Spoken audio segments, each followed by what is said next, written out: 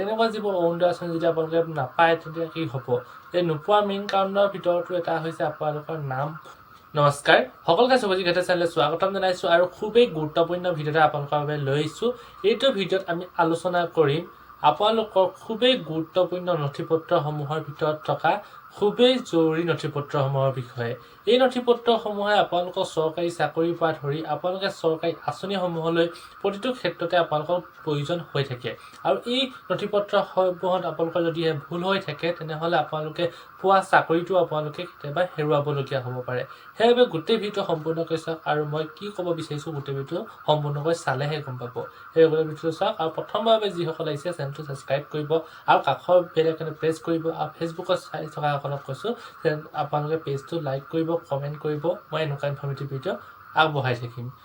তেনেহ'লে আৰম্ভ কৰিছোঁ। প্ৰথমতে ক'ব বিচাৰিছোঁ আপোনালোকে যেতিয়া চৰকাৰী আঁচনি এখনত যেতিয়া আপোনালোকে আবেদন কৰে বা চৰকাৰী চাকৰি এখন আপোনালোকে আবেদন কৰিব তেতিয়া আপোনালোকৰ প্ৰায় কিছুমান নথিপত্ৰৰ বিষয়ে সোধা হয়। যদিহে আপোনালোকে চাকৰিৰ বাবে আবেদন কৰিছে তেনেহ'লে আপোনালোকৰ মেট্ৰিকৰ এডমিটখন আপোনালোকৰ ডেট অফ বাৰ্থ স্বৰূপে আপোনালোকে দিবই লাগে এজ চাৰ্টিফিকেট হিচাপে।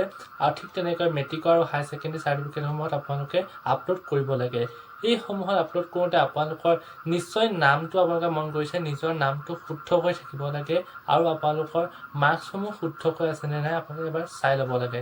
যদিহে আপোনালোকৰ নামটোত আপোনালোকৰ মেট্ৰিকৰ নামটো আৰু হায়াৰ ছেকেণ্ডেৰী চাৰ্টিফিকেটখনৰ নামৰ মাজত ডিফাৰেঞ্চ এটা আখৰ হ'লেও আছে তেনেহ'লে আপোনালোকে এইটো শুধৰণি কৰি ল'ব পাৰে।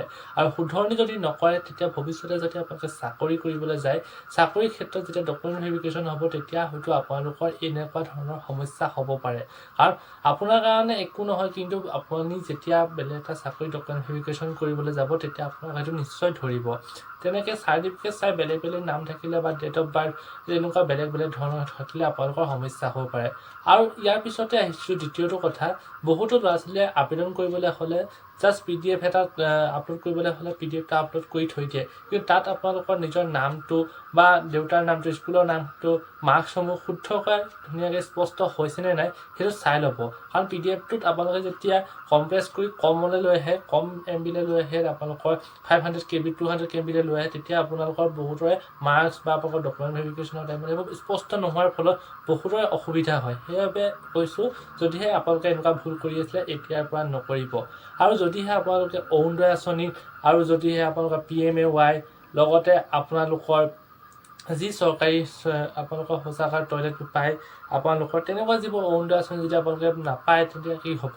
এই নোপোৱা মেইন কাৰণৰ ভিতৰতো এটা হৈছে আপোনালোকৰ নাম ভুল হৈ থকা। যদিহে আপোনালোকৰ নামটো ভুল হৈ আছে তেনেহ'লে আপোনালোকে যিকোনো চৰকাৰী আঁচনিত আপোনালোকে নাপাব।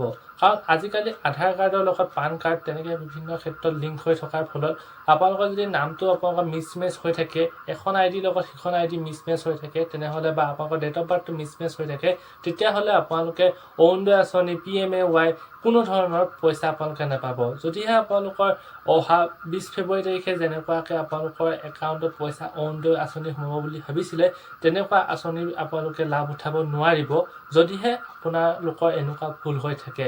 যিসকলৰ আধাৰ কাৰ্ডৰ নাম ভুল আছে আৰু পান কাৰ্ডত শুদ্ধ আছে আপোনালোকে আধাৰ কাৰ্ডখনক শুদ্ধ কৰি লওক, এড্ৰেছ শুদ্ধ কৰি লওক। কাৰণ বহুতৰ এড্ৰেছ ভুল হোৱা মিছমেচ হ'লেও আপোনালোকৰ আঁচনিসমূহৰ পৰা নাম কাট যোৱা হয়। সেইকাৰণে কৈছোঁ আপোনালোকৰ খুবেই গুৰুত্বপূৰ্ণ Aadhaar card, PAN card, voter card এই ID সমূহ আৰু যি কোৱালিফিকেশ্যনৰ নথিপত্ৰসমূহ সেইবোৰ আপডেট কৰি ৰাখক।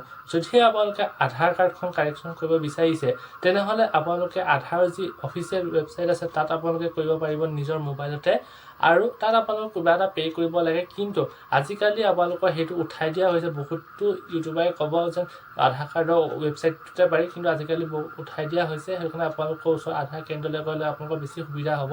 তাত আপোনালোকৰ নামটো দুবাৰ চেঞ্জ কৰিব পাৰে, ঠিক তেনেকৈ ডেট অফ বাৰ্থটো আপোনালোকে এবাৰ চেঞ্জ কৰিব পাৰে আৰু এড্ৰেছটো আপোনালোকে এবাৰ চেঞ্জ কৰিব পাৰে।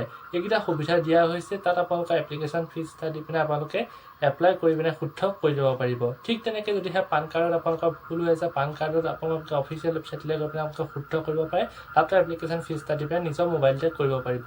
আৰু যদি কিবা অসুবিধা হয় তেনেহ'লে CSC চেণ্টাৰত গৈ আপোনালোকে কৰিব পাৰিব।